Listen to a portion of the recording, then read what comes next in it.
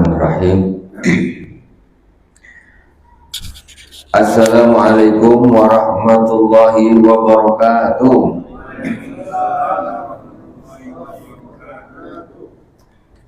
Alhamdulillahirabbil alamin wassalatu wassalamu ala sayyidil mursalin wa ala alihi wa sahbihi ajma'in. Subhanaka la ilma lana illa ma 'allamtana innaka antal alimul hakim. Rabbi israh li sadri wa yassir li amri wahlul 'uqdatam min lisani yafqahu qawli. Allahumma sholli ala nuril anwar wa sirril asrar wa tiryakil aghyar wa miftahi babil yasar sayyidina wa maulana Muhammadin al-Mukhtar wa alihi al-adhar wa ashabil akhyar adada ni'amillahi wa afdalihi ila hadratin Nabil Mustafa Muhammadin sallallahu alaihi wasallam wa jami'i ikhwani minal anbiya wal mursalin wa sahabati wa tabi'in wa tabi'in wa jami'il awliya wa syuhada wa salihin wa jami'i masyayikhina fid din khususan Abu Yazid Muhammad bin Abi al-Malik al-Hasani wa Abu Yazid Ahmad bin Said Muhammad al-Malik al-Hasani wa jami'i masyayikh bil ma'ahid khususan ila Sayyidina Imam Muhammad bin Muhammad al-Ghazali amadana Allah bimadadihim wa afadha alaina min barakatihim wa anwarihim wa ulumihim fid dini wad dunya wal akhirati bisirril Fatihah. A'udzu billahi minasy syaithanir rajim. Bismillahirrahmanirrahim. Alhamdulillahi rabbil alamin. Arrahmanir rahim. Maliki yaumiddin. Iyyaka na'budu wa iyyaka nasta'in. Ihdinas siratal mustaqim. Siratal ladzina an'amta 'alaihim ghairil maghdubi 'alaihim waladdallin. Amin. Bismillahirrahmanirrahim. Jemaah yang dirahmati Allah Subhanahu wa taala, kaum muslimin dan muslimat di mana saja berada yang dirahmati Allah. Malam ini kajian kita kitab Al-Arba'in fi Usuluddin, 40 masalah pokok agama yang ditulis oleh Al-Imam Al-Ghazali rahimahullah ta'ala. Kita sampai di bab amar ma'ruf nahi munkar.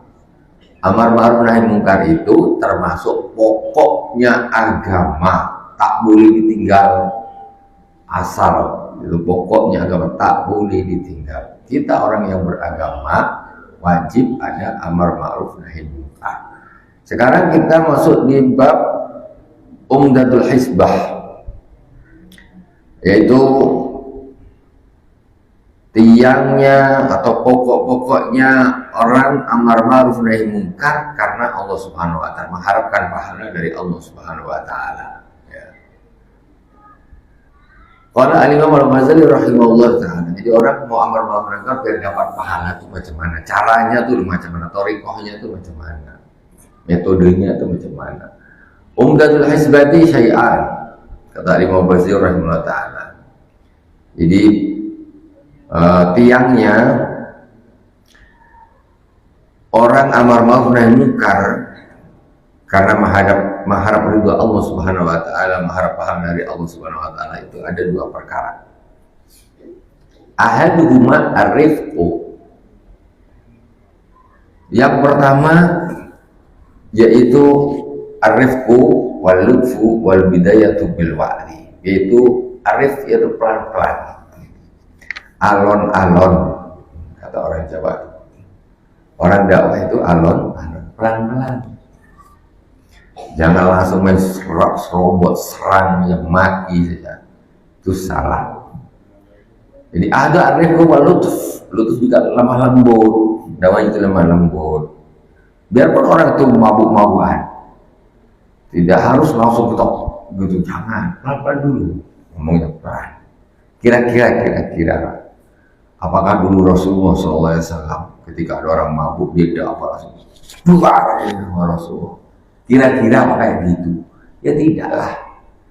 Mesti Rasulullah akan mengedepankan ar-rifq wal lutf. Dia harus pelan-pelan dulu, lemah lembut dulu. Kemudian wal bidayatu bil wa'di ala sabilil layyin la ala sabilil anaf, yaitu dimulai dengan memberi nasihat dengan lemah lembut, layin itu lentur, lemah lembut. La ala sabilil anaf, tidak dengan cara kasar. Kita tengok sekarang orang dakwah tapi torikohnya, caranya dia tidak paham. Ini Imam Ghazali ini ngajarin kita nih, siapa nak dakwah amar ma'ruf nahi munkar harus pelan-pelan, dinasihati pelan-pelan. La ala sabilil anaf, jangan pakai bahasa yang kasar, langsung datang bontak habis, maki habis. Kamu tidak belajar. Niat kamu bagus tapi cara kamu salah. Tak bisa gitu. Mohon maaf saja. Apalagi di atas, body dar semuanya, pecah semuanya. Tidak gitu, pelan-pelan. Ini akhlaknya Rasulullah. Yang Imam Ghazali melanjutkan dakwah pelan-pelan. Namanya orang, kalau diomongin pelan, ya, itu aja belum tentu dia terima, apalagi diomongin kasar. Langsung disebut hewan apa segala macam. Ya, sebetulnya dia ngomongin pelan, dia mungkin bisa terima. Tapi belum langsung dihantam dengan kasar, menginginkan kebaikan tapi dengan cara yang salah, hanya ditolak. Wa tarafu wa idlal bidallatis salah. Ataupun dia merasa lebih tinggi. Maksudnya dia masuk. Ini dia. Merasa yang didakwahnya apalah kau nih. Jelek betul kau nih. Ini hal yang tidak benar. Cuman itu yang banyak dipraktekkan. Dia merasa udah hebat, dia merasa udah baik, mati dia orang, salahkan dia orang, dihujat dia orang. Nggak gitu. Ini akhlaknya Rasulullah SAW. Jadi semuanya itu ada ilmunya. Semuanya ada ilmunya, bukan pakai kira-kira saja. Paus robot saja, kira-kira. Ini emang kita sedang berperang jihad fisabilillah di pertemuan antara kaum kufar dengan Islam, pakai pedang, tanteng, cas. Tidak, kita amar ma'ruf nahi munkar pada sesama saudara kita pelan-pelan. Karena sesuatu yang baik apabila disampaikan dengan kasar, itu susah orang untuk menerimanya. Fa inna dzalika yu'akkidu da'iyatal maksiyah. Karena sesungguhnya kalau dilakukan secara kasar dan keras, itu justru akan memperkuat ajakan untuk bermaksiat. Dia didakwahi, umpamanya dia ini, kamu macam kambing tak sholat, macam lembu kan tak sholat. Kata dia, tak payah aku nak sholat lagi. Kata dia gitu. Karena dia bilang lembu lah, dia bilang hafal. Umpamanya orang yang mabuk pokoknya datang dihamun habis sekali dia. Aku hari ini 1 botol, besok 2 botol. Tapi kalau orang mabuk tak gitu, malu dia. Malu banyak, kurang kecil. Jadi ketika maksudnya orang tersebut mentalnya saja belum bagus, ketika dihajar demikian, dia akan tambah rusak, tambah nantang, dia tak mau ya. Dia tidak akan mau ya. Wa yahmilul ansi alal munakharati wa alal idza. Dan itu juga akan membawa orang yang bermaksiat tadi untuk ingkar dan menyakiti. Maksudnya gimana? Ketika dia menyampaikannya yang dakwahnya kok kasar, langsung berdiri, kau bilang apa? Kau jangan soalim, kau tinju dan dar. Itu jadi salah semuanya. Akhirnya kok kelahi di situ. Yang dakwah merasa benar, padahal salah. Salah kenapa? Caranya salah, metodenya salah. Kalau Anda menyatakan dengan metode yang benar, maka tidak mungkin dia ngajak dulu. Tetap mungkin dia ngajak berantem. Bang, banyak ngomong pelan-pelan aja. Dinasihatin yang bagus. Apalah bang, kaidah lama kayak gini bang. Kapan nak berhenti umur kita nih? Tak tahu kapan kita nak mati.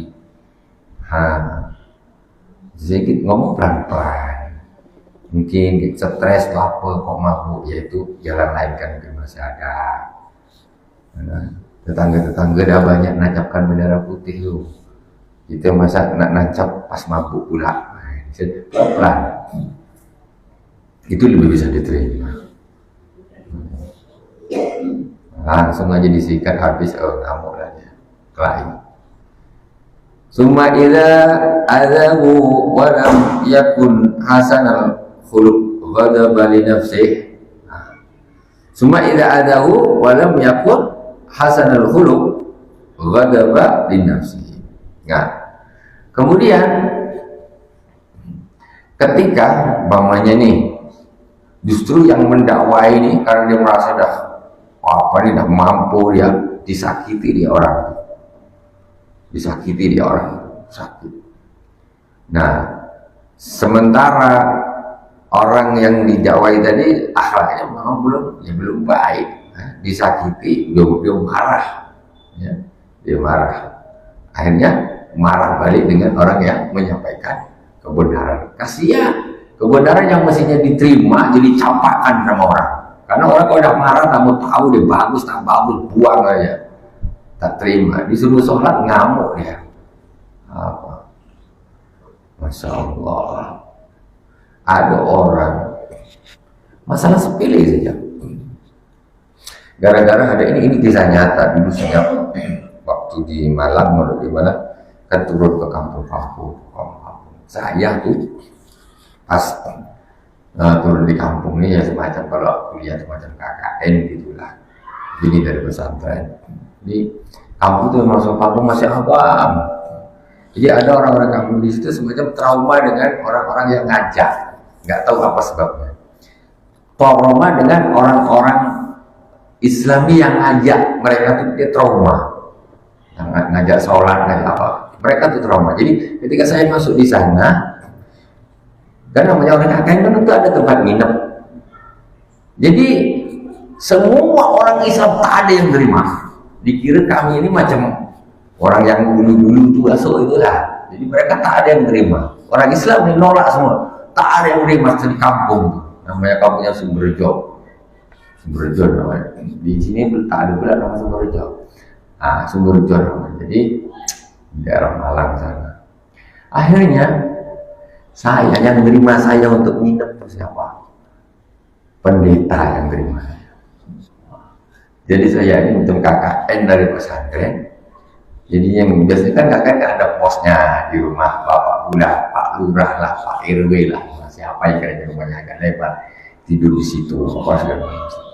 Saya ini saking orang-orang Islam di situ udah trauma diajak ini. Nah, ini kesalahan di dalam dakwah ini mesti ini karena kesalahan di dalam dakwah sehingga orang Islam di sana masyarakat di situ tak mau menerima. Tak ada lagi tak payah. Akhirnya yang menerima saya itu justru pendeta. Macam mana lagi daripada aku tidur di jembatan? Kan? Bagus aku tidur di rumah pendeta, nggak masalah, tak kena hujan, tak kena panas, apa? Tidur, akhirnya udahlah tidur di situ ya, kita sholat di situ. Dia punya gini sebesar-besar tidak kiblat, apa nyembah Allah Akbar. Time makan buat orang luar biasa. Time makan potong ayam, wah macam mana nih? Kawan saya namanya apa? Ilhan Pasuruan. Mana tadi? Apa? Kita jaga dia, jaga hati kita jaga hati dia orang. Sebenarnya ayam di situ ada 5 potong. Kita makan kan kita nunggu. Kita makan. Ayam itu kita ambil, tuh kalau satu aku ambil satu. Jadi selesai. Tahu hilang aja tinggal 2 biji potong yang kita tawarkan. Untuk jaga itu saya main di sholat di situ. Itu contoh. Nah, kemudian kita mulai dakwah di situ pelan. Dan selama 20 hari kami di situ tuh kan dipisah. Selama 20 hari di situ masyarakat alhamdulillah yang Islam yang nolak tuh bisa terima semua. Ustaz tidur di rumah kami, Ustaz tidur di rumah kami. Jadi bulan pertama saya tidur di rumah pendeta. Selesai acara, itu dakwahnya pelan-pelan. Jadi masjid itu penuh, anak kecil datang ngomong begitu perpisahan kita balik sepanjang jalan ini anak-anak kecil nangis, semua orang tuanya pun nangis, sepanjang jalan kita pakai mobil. Orangnya susah, sholat susah. Musola masjid isi 2 orang, 3 orang, Jumatan. Waktu itu belum ada Jumatan. Narik orang Jumatan 4 orang, berapa orang. Seperti itu. Saking mereka tuh semacam trauma dengan cara mengajaknya, ya orang-orang yang mengajak, tetapi metodenya tidak menggunakan metode yang betul, kayaknya betul. Makanya perlu yang bicara yang bagus. Orang kampung di situ heran. Jadi pokoknya satu kampung dulu semuanya nangis semuanya. Begitu sampai di pondok namanya telepon berdering tak pernah habis. Berdiri telepon dari kampung saya, Masya Allah. Itu bukti bahwa sesungguhnya dakwah itu lebih mengenal dengan cara pelan-pelan daripada pakai dator. Itu tidak mengenal seperti itu. Jadi banyak musuhnya. Orang yang mau tobat pun tak jadi. Sebetulnya aku nak tobat tapi tak jadilah kalau kemudian dia tidak jadi. Nah dia tengok orang ini kok jahat ya mereka ya seperti itu. Itu efeknya ketika tidak sesuai dengan cara yang betul. Kemudian watarkul ingkar lillah. Hasanah itu ghadaba li nafsi wa tarakal inkara lillahi. Wastaghfara bi sibai ghadihi minhu wa yasiru asiyan bal yanbaghi ayyakuna karihan lil hisbah. Nah, terus efeknya tadi ketika orang tadi kita kasar, dia balik kasar ke kita kan. Ketika balik kasar ke kita, akhirnya ini dakwah ini akan jadi maksiat. Nah, orang saling marah, saling kelahi kan jadinya maksiat. Pertamanya ternyata lillahi ta'ala dan menjadi bergaduh jadinya maksiat. Beliau bagi ayat penekarian lili hisbah. Dan setelah itu akhirnya apa? Ya aku malas aja, orang malas aku. Akhirnya macam gini aku kelahi sama orang ini sama orang, berhenti tak mau dakwah lagi. Kenapa? Padahal caranya ya salah, akhirnya bermusuhan, diajak lagi ditata aja kau besok kau pertengah jalan. Akhirnya dia merasa, oh aku dakwah kok jadi gini aku, wah karena aku dakwah itu kan gitu. Caranya yang salah. Kalau caranya betul, engkau tak akan dihadap orang di tengah jalan. Paling bang, gitu aja. Walaupun orang itu belum sempat nak sholat, belum mau, tapi paling tak dia masih nyapa. Pelan-pelan. Orang ini, Masya Allah. Dulu tuh saya mensiasati orang itu bisa masuk ke masjid. Masjid memang tak ada orang. Macam mana caranya siapin orang? Kaki orang tuh memang tak pernah. Nak masuk ke masjid ini memang tak bisa. Malu tak pede. Orang yang tak biasa begitu. Macam mana caranya? Oke. Pergi ke rumah Pak Lurah, kita bikin yuk acara apa nih, kumpul-kumpul lah, kenduri. Tapi kita putar Lurah ke rumah siapa nanti per 4 Jumat kita taruh di masjid. Nah, gitu. Ini 3-4. Pertama sekali di rumah Pak Lurah, besok pakai lurahnya, ketiga ini. Jumat keempat, Bapak Jumat keempat nanti kita kenduri kita di masjid.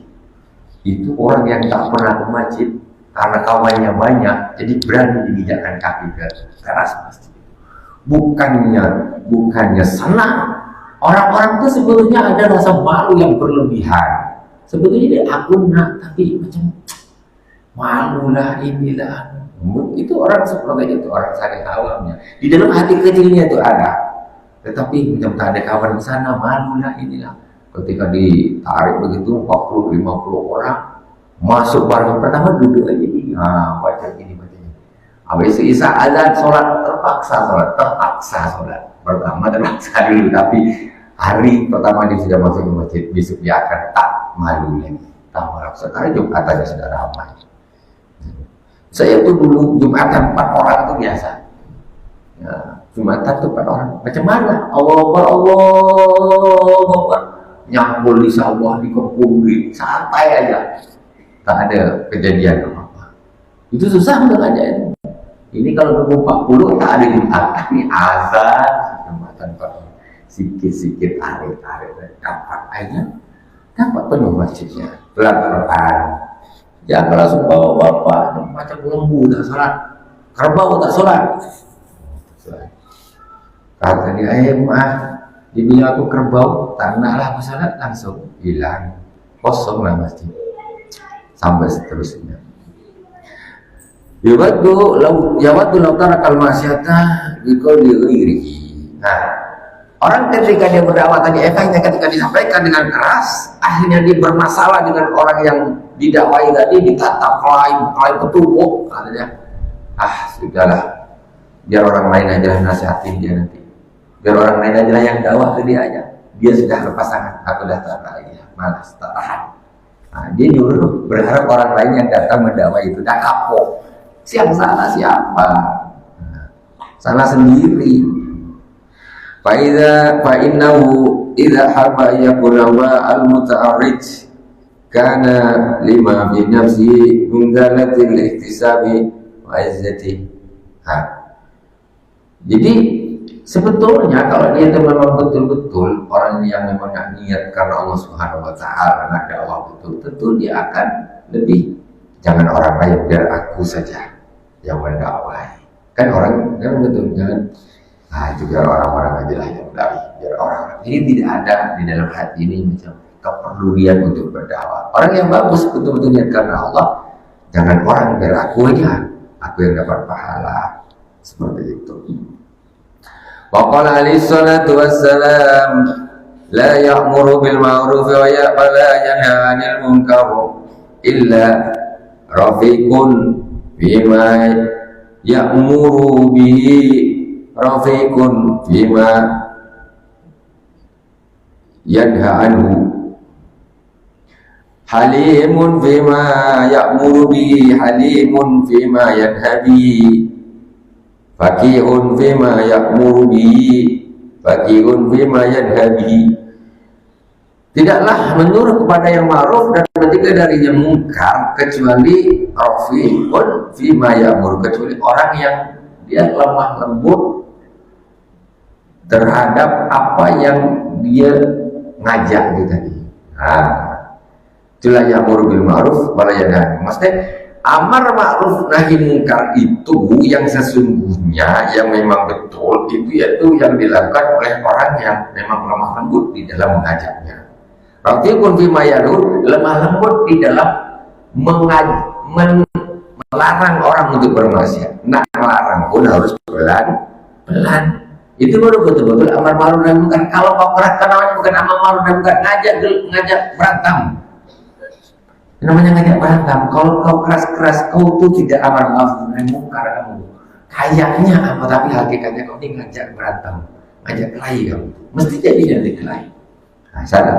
Yang namanya orang amal mungkar mesti dia ngajaknya juga pelan, ngajak melakukan kebaikan pelan, ngajak untuk meninggalkan kemaksiatan dia juga pelan. Kemudian rafiqun fima ya'muru, halimun fima ya'muru bihi, dia sopan, santun di dalam mengajak. Kemudian halimun fima yanha anhu, dan dia juga sopan, lembut, sabar di dalam mengajak orang untuk meninggalkan kemaksiatan itu tadi.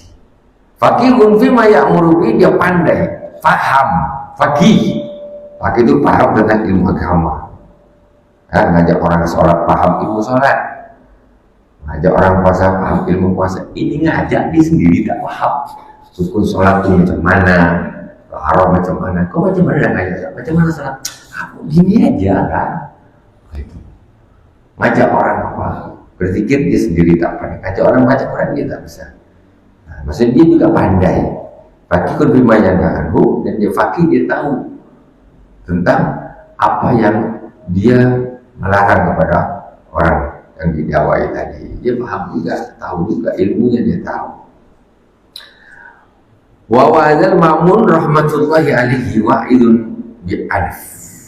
Wa wa'adzal ma'muna rahmatullahi alaihi wa'idun bi anfin. Al-Ma'mun ini khalifah. Jadi ada seorang menasihati Khalifah Ma'mun rahmatullahi wa'idun bi anfin. Jadi seorang pemberi nasihat tetapi dengan cara kasar. Khalifah dinasihati dengan cara kasar. Ini ceritanya Imam Ghazali ini yang nulis. Jadi kitab ini umurnya 1000 tahun yang lalu ini kitab. Umur kitab ini 1000 tahun yang lalu. Kita masih di mana belum tahu di mana. Ngambang. Di kitab ini 1000 tahun yang lalu. Imam Ghazali itu lahir pada masa beliau ini kurunnya 450 Hijriah. Sekarang 1400-an Hijriah. Nah, jadi sekitar ini 1000 tahun yang lalu Imam Ghazali. Ini Imam Ghazali cerita. Jadi ada seorang menasihati Khalifah Ma'mun dengan keras. Faqala ya rajul urfuq faqad ba'asallahu ta'ala man huwa khairun minka illa man huwa syarrun minni fa'amarahu birrifqi faqala Allah ta'ala. Akhirnya si Khalifah bilang gini, ayo rajul urfuq, pelan-pelan. Dia nasihatin Khalifah, masih baik masih ngomong gitu, tadi tangkap aja langsung. Pelan-pelan. Karena sesungguhnya faqad ba'asallahu ta'ala man huwa khairu minka, sungguh Allah telah mengutus seorang yang lebih bagus darimu, ila man huwa syarrun minni, kepada orang yang lebih jelek daripada aku. Maksudnya apa? Contoh, Rasulullah ini Allah utus mendakwai Abu Jahal, kan gitu, mendakwai orang-orang lain. Nabi Musa diutus mendakwai Fir'aun. Jadi Allah Subhanahu wa taala itu telah mengutus orang yang lebih bagus darimu, diutus untuk menasehati, mengajak orang yang lebih jelek dariku, katanya. Dariku, karena ya kan yang didakwai itu kan Khalifah Ma'mun. Fa amaruhu birrifqi, maksudnya gini loh. Rasulullah itu ketika beliau berdakwah dengan Abu Jahal dan orang lain tak sekeras kamu, padahal Abu Jahal itu lebih jelek dari aku di sini. Nabi Musa itu ketika berdakwah dengan Fir'aun tak sekeras engkau, kata Khalifah Ma'mun ini. Sedangkan istilahnya aku ini tak lebih jelek dari Fir'aun. Kenapa kau lebih keras daripada Nabi Musa dan kamu? Gitu. Jadi bisa dipahami kan? Fir'aun itu lebih jelek.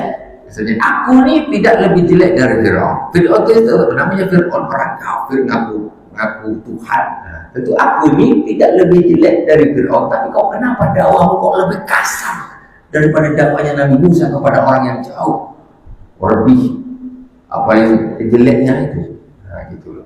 Gak masuk. Berfaqala Allah Ta'ala, Allah Subhanahu wa taala berfirman, faqula lahu qawlan layyina la'allahu yatadzakkaru aw yakhsha. Apa firman Allah Subhanahu wa taala kepada Nabi Musa dan Nabi Harun? Kata Allah Subhanahu wa taala, faqula lahu qawlan layyina, wahai Musa dan Harun, kau berkatalah berdua kepada Fir'aun qaulan layyinan, dengan perkataan yang lembut.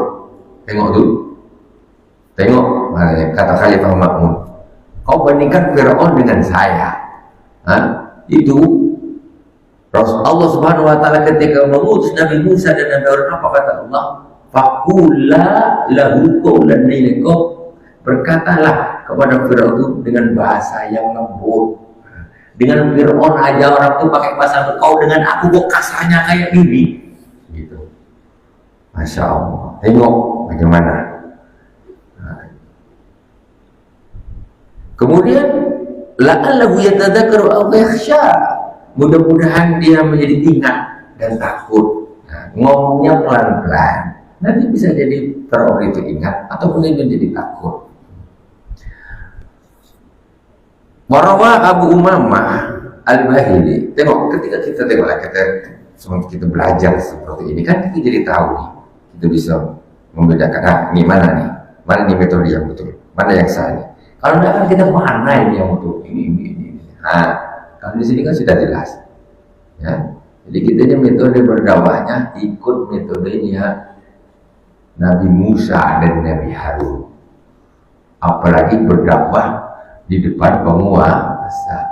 Inilah kok macam-macam habis. Kata saya itu. Ya memang menyampaikan kebenaran, tapi kan tidak harus dengan cara yang kasar. Ini Al-Quran saja mengajarkan seperti ini. Allah menyuruh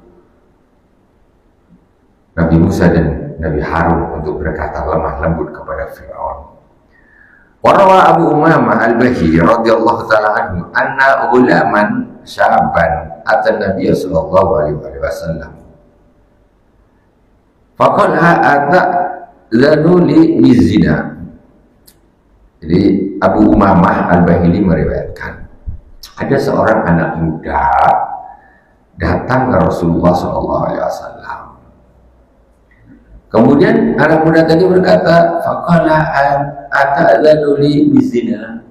Ya Rasulullah, apakah kau memperbolehkan aku berzina? Nih, kurang ajar tak kalau tengok-tengok. Ada orang anak muda datang ke Rasulullah. Ya Rasulullah, apakah kau memberi izin aku berzina tak? Apa kata Rasulullah? Fasahan nasu bihi. Rasul belum jawab. Fasahan nasu bihi, langsung orang-orang nih apa nih bersorak maksudnya, wah misalnya gitu, masa minta izin zina dari Rasulullah? Orang sibuk semua mendengar kata-kata sih apa anak muda ini tadi. Faqala Nabi sallallahu alaihi wasallam aqarru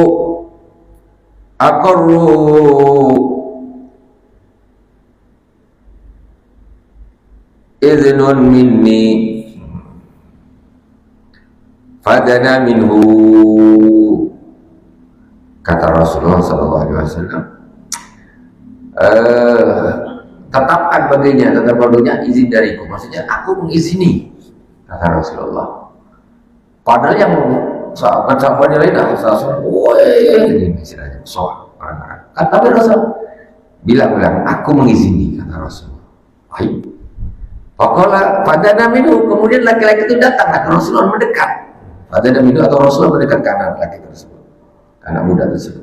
Pokoknya alaihi salatu wassalam atau hebu li umik. Rasulullah bilang, engkau suka sama ibumu? Kata Rasulullah, kamu suka sama ibumu tak? Ke anak muda tadi yang minta diperbolehkan izin untuk berzina. Pokoknya atau hebu li umik. Faqala la, maksudnya gini, apakah engkau suka zina dengan wanita itu terjadi pada ibumu? Faqala la, ayat itu, tidaklah, masa ibu berzina, tak suka lah aku. Nah, gitu kan, berzina, kok berzina apa?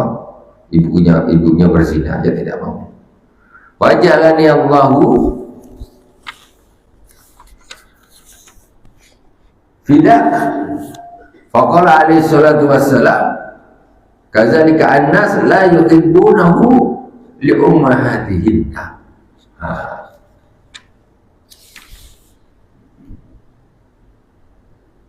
Faqala wajalani lahul fidak, dan tidak, aku tentu tidak suka kalau orang kok berzina dengan ibuku, aku tidak mau, tak suka.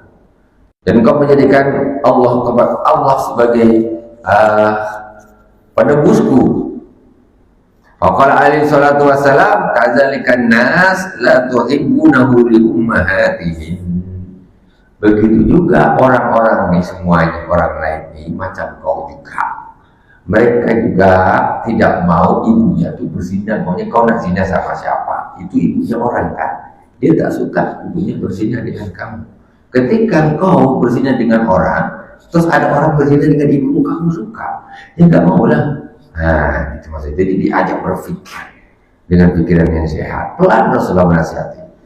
Kemudian semua para atuhibuhu libnatik. Faqala la, terus apakah kamu suka kalau anak perempuanmu berzina? Ada orang laki-laki berzina dengan anak perempuanmu, kamu suka?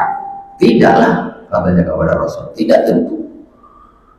Kemudian qala kadzalika an-nasu la yuhibbuna li banatihim, begitu juga orang-orang dia tak mau anak-anak perempuannya itu berzina. Kalau kau berzina dengan perempuan itu kan anak orang, dia tuh tak suka anak itu berzina dengan kau, sebagaimana engkau pun tidak rela anak perempuanmu dizinain orang, ya kan? Dia berpikir seperti itu. Maksudnya ini menunjukkan lembutnya dakwah Rasulullah sallallahu alaihi wasallam. Hatta dzakara lahul ukht wal ammah wal khalah, sampai Rasul menyebutkan saudara perempuanmu, dengan saudara perempuanmu bagaimana, dengan bibitmu bagaimana, dengan khalah bibit dari ibumu bagaimana. Itu kamu tidak mau semuanya. Fayaqulu alaihi salatu wasallam kadzalikan nas la yuhibbunahu, begitu juga kau tak suka orang lain tidak suka keluarganya dizinai orang. Summa wada'a yadahu ala sadrihi wa qala Allahumma tahhir qalbahu wa ghfir dhanbahu wa hassin farjahu. Kemudian Rasulullah SAW meletakkan tangan Rasulullah di pemuda tadi, pemuda yang berzina, diletakkan di dadanya pemuda tadi. Rasulullah berdoa, Allahumma tahhir qalbah, ya Allah sucikanlah hatinya ya Allah, sucikanlah hatinya ya Allah. Waghfir dzambah, ampunilah dosanya ya Allah. Wa hassin farjah, dan jagalah farjinya ya Allah. Falam yakun ba'da dzalika syai'un abghadu ilayhi minaz zina.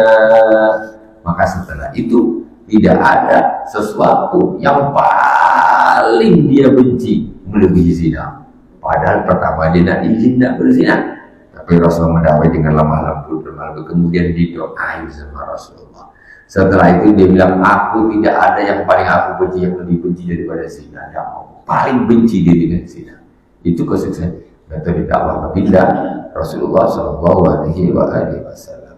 Wa qala ba'duhum lil Fudail, inna Sufyan bin Uyainah qabila jawaiz sultan faqala ma aghadha minhum ma akhudhu minhum illa duna haqqih summa khala bihi wa ajabahu birrifqi faqala Sufyan ya Aba Ali illam takun minas salihin fa inna nuhibbus salihin. Sayyidina Fudail bin Iyad qala ba'dhum li Fudail, ada seseorang berkata kepada Imam Fudail bin Iyad, kata beliau, inna Sufyan bin Uyainah qabila jawaiz sultan, sesungguhnya Imam Sufyan bin Uyainah itu menerima hadiah dari sultan, dari penguasa. Wallahu subhanahu wa ta'ala. Ini sebetulnya zaman 1000 tahun yang lalu, 1000 tahun yang lalu dan sebelumnya. Menerima hadiah dari sultan itu bukan hal yang bagus.